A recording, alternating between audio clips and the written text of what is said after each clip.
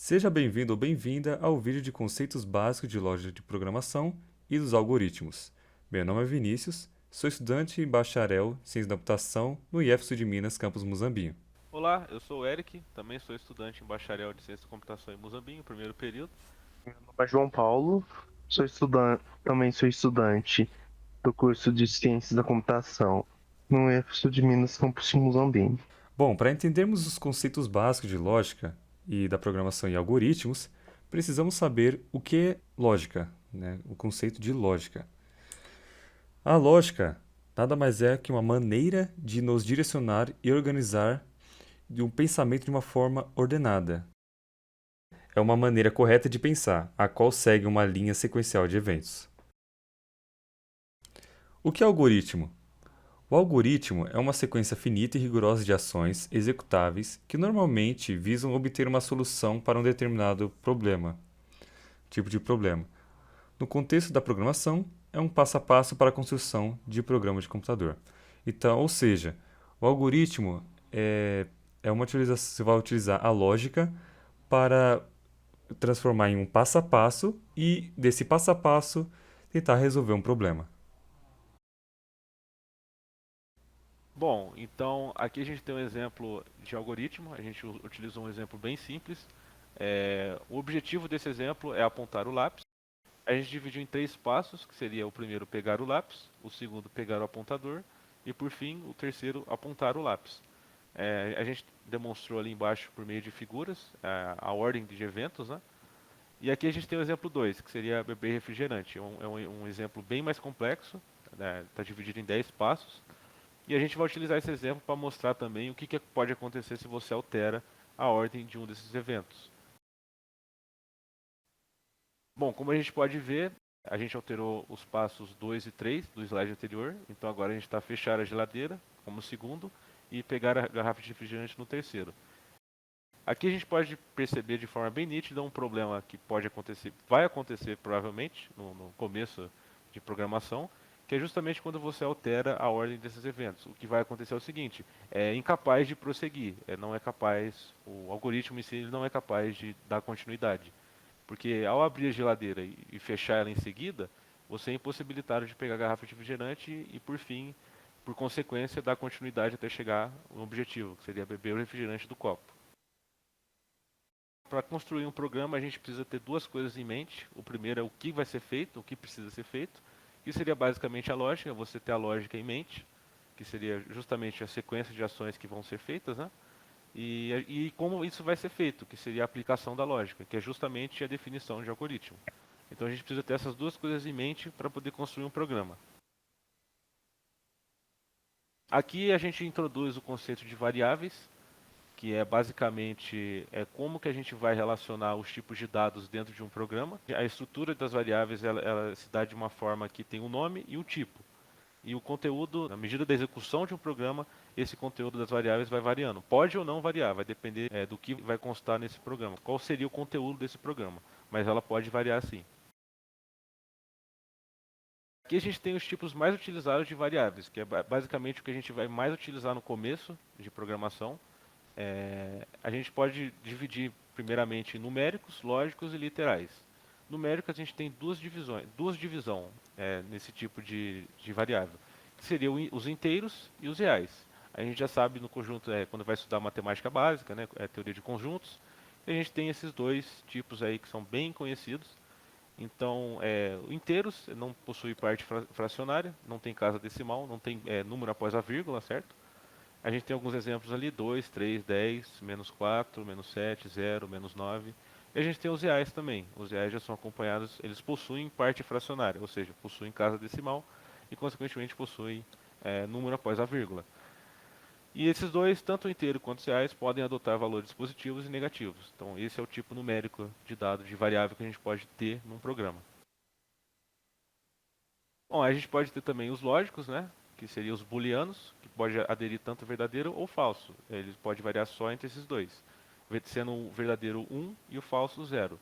E a gente tem também os literais, que seriam as strings. Elas podem ser definidas como por um caractere ou uma cadeia de caracteres, que seria justamente as strings. A gente tem alguns exemplos ali, programa, 1, 2, 3, 4, @email.com, Nicolas e slide. Alguns exemplos que a gente colocou para simplificar um pouco. Bom, na parte de informações de identificadores, que seria os tipos de nome, né, como que funcionariam os nomes, porque a gente acabou de explicar os tipos. Os nomes tem algumas regrinhas que tem que ser seguidas para não dar problema. O primeiro caractere deve ser sempre uma letra ou caractere sublinhado. Ou seja, ele tem sempre que começar com uma letra ou começar com aquele underline, que seria o sublinhado em si. A segunda regra, a gente tem alguns exemplos ali, né? Média, soma, underline soma, x, y, nome e idade. Todos eles estão começando com uma letra ou com o sublinhado, o underline.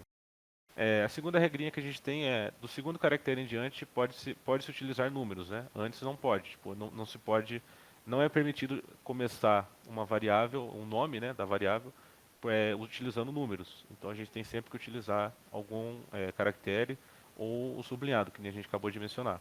Então a gente tem como exemplos x5, y64, underline média e por aí vai. A terceira regrinha que a gente tem, não são permitidos espaços em brancos e caracteres especiais. Isso aí pode acabar dando problema também dos feios, quando você tenta utilizar.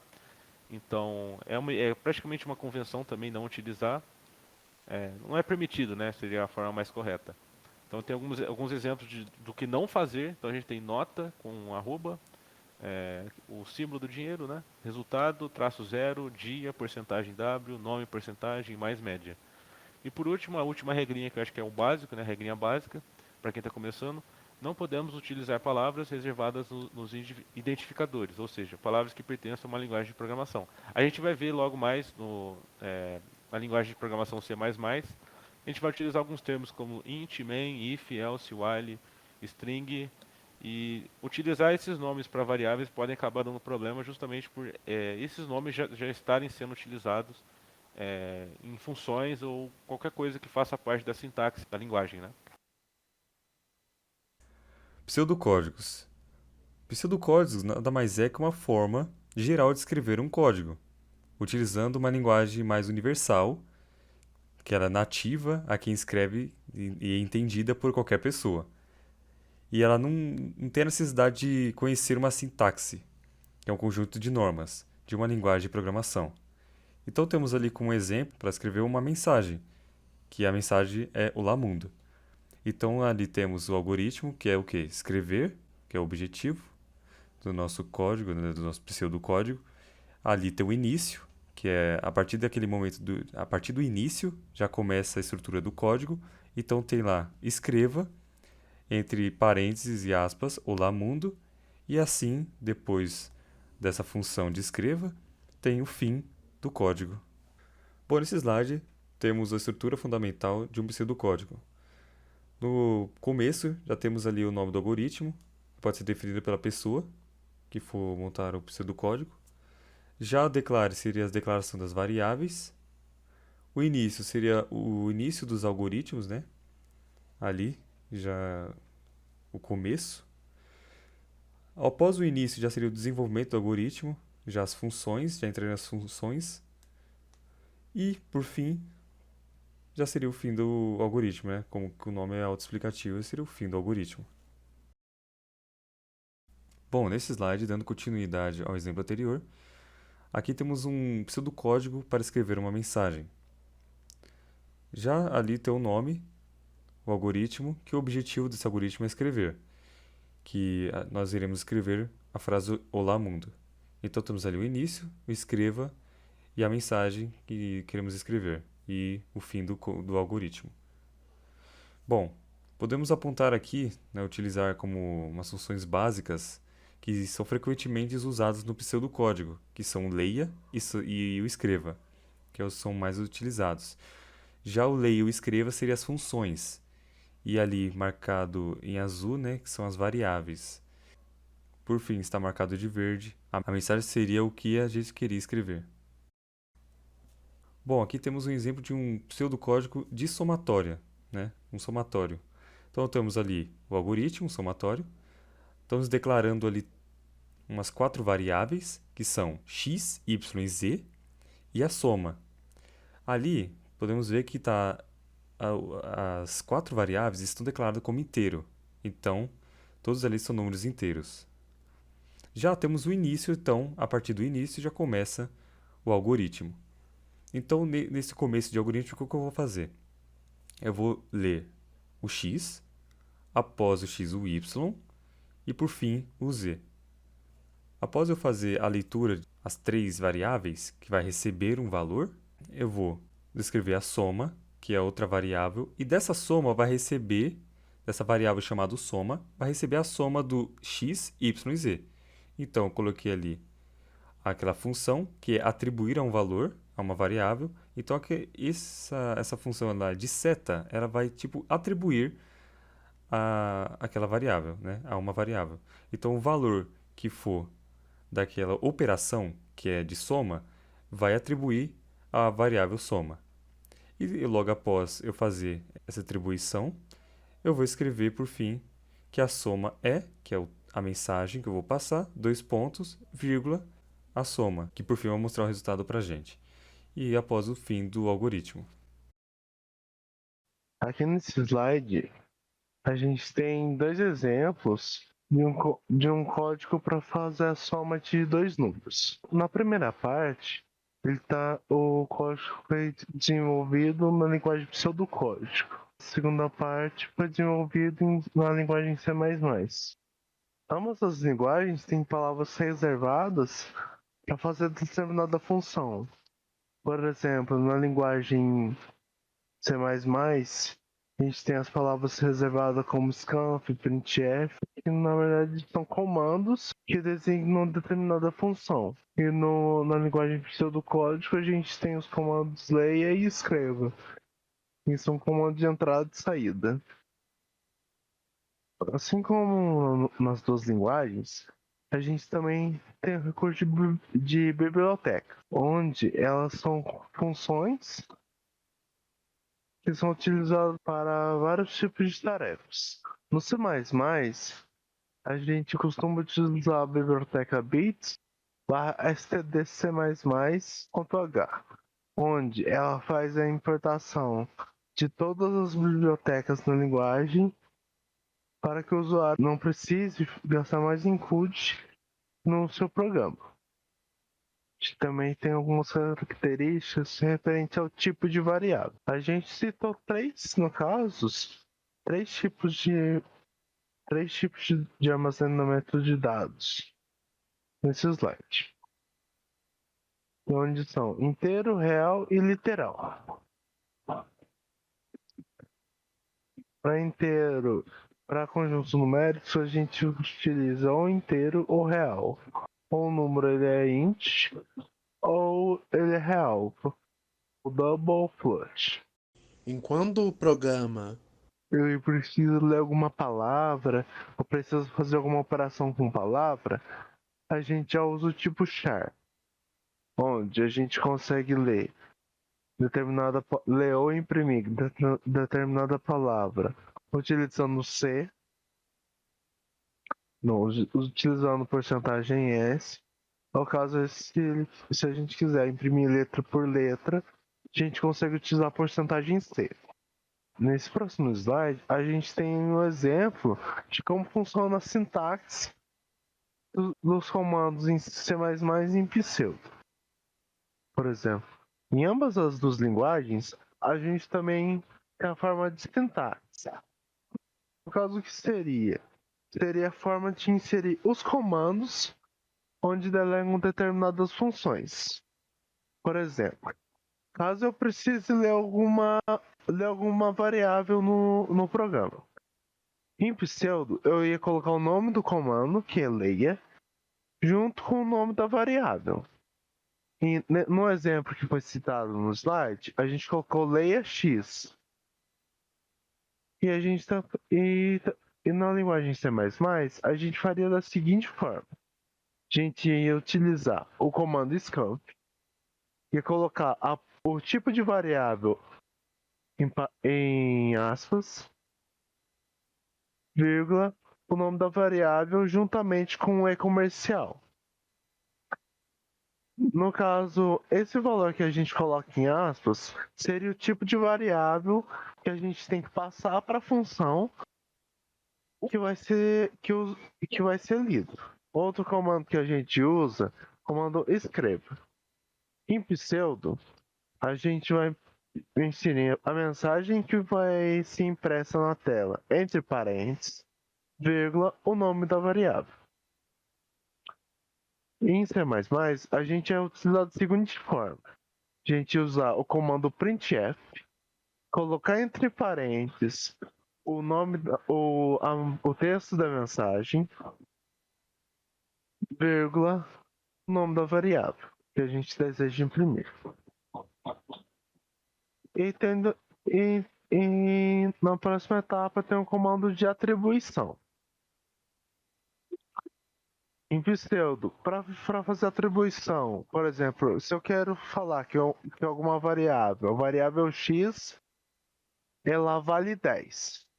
Para fazer essa atribuição, eu preciso utilizar a seta. Agora, em C++, eu posso utilizar o símbolo igual, para indicar que a variável recebe tal valor. Caso eu precise fazer uma comparação em C++, eu consigo utilizar dois iguais. Bom, aqui seguindo esse exemplo, temos aqui o exemplo da divisão, usando o pseudocódigo. Temos ali o algoritmo de divisão, declarando as três variáveis, só que do tipo real, né, do tipo reais. Ali já tem o início, tem as duas funções de ler, então vai ler as duas variáveis ali, x e y, e ali a divisão entre x e y atribuiu a variável d. Então ali o que vai acontecer? Vai fazer a divisão daqueles dois valores, que estaria recebendo o número real, e o d precisa receber também o número real. Então estaria atribuindo a divisão de x e y, que é o número real, à variável d. E ali, por fim, teria o escreva, e a mensagem, a divisão é, e ali estaria a variável d, que é o resultado da divisão entre x e y. E por fim, ali o fim do pseudocódigo. Já em código C++, teria ali a biblioteca. Depois a biblioteca teria a declaração das variáveis, que é x, y e d. E o double significa que as variáveis são do tipo reais. Então o double já está transformando, né, está dizendo que as variáveis são do tipo reais, então teria casas decimais. Aqui no scanf seria o leia, que você vai ler uma variável x. Então, como a variável x é do tipo double, né, que ela é tipo real, então você vai utilizar a porcentagem LF, vírgula, e comercial x. Ali também para ler a variável y, vai utilizar também o scanf, que significa que você vai ler, né, essa variável, e usar a porcentagem LF, que é para os números reais, que é do tipo double, né, para o tipo real, double. E aí, vai atribuir a divisão dos dois para o D, que também tem que ser real, tipo double. Então, por fim ali o printf, que vai ser escreva a mensagem, a divisão é, os dois pontos, e ali o porcentagem LF seria a substituição onde ficaria o D. Então vai ficar a divisão é e o resultado da divisão entre x e y. O return 0 seria para encerrar o código. Bom, aqui a gente vai construir um algoritmo que faça a média entre dois números. A gente vai fazer entre dois números reais. Então, começando pelo pseudocódigo, a gente vai definir um nome de média de dois números, colocando de espaço os underlines, sublinhados. A gente vai declarar três variáveis, então seria x, y e média. E aí teria início de fato ao programa, né? Então a gente vai usar duas funções de layer para ler a variável x e o y. E aí a gente vai atribuir o valor da soma desses dois, a soma desses dois valores dividido por 2 seria de fato atribuída à média, que até a média aritmética é calculada dessa forma, se for de dois números.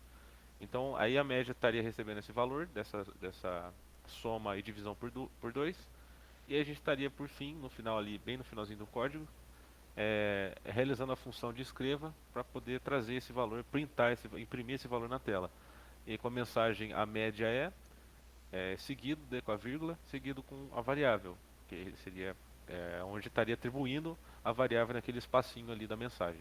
E aí por fim a gente tem o fim, ponto, que seria o final do código. E aí transformando para C++, a gente estaria chamando, incluindo a biblioteca que a gente vai utilizar, que é o bits stdc++.h. Aí estaria começando, dando início ao programa, que seria o int main, fazendo a declaração das variáveis, que são reais, né, do tipo double. Então seria double, x, y e média. E aí estaria trazendo as mesmas funções do pseudocódigo, só que agora em C++. Então estaria scanf, aí do jeito que a gente viu no slide anterior, o tipo da variável, então porcentagem LF, o espaço, fecharia com as aspas, vírgula, espaço e o E comercial e a variável. Aí repetiria o processo para o Y, por causa do Y, e estaria repetindo o mesmo processo também em relação a atribuir valor à média. Só que a diferença agora é que a gente não vai utilizar a seta apontando para a esquerda, apontando para a variável que a gente vai atribuir o valor. E sim vai estar utilizando o igual, que seria já o operador aritmético. E aí a gente finaliza também da mesma forma, utilizando a função de print, de printf, de escreva. E aí com a mesma mensagem, a média só que agora a gente vai estar demonstrando também, representando o tipo de variável que vai ser imprimida. Então ali no espacinho a gente está representando porcentagem LF, fecha as aspas, vírgula e a variável que a gente vai imprimir naquele espacinho.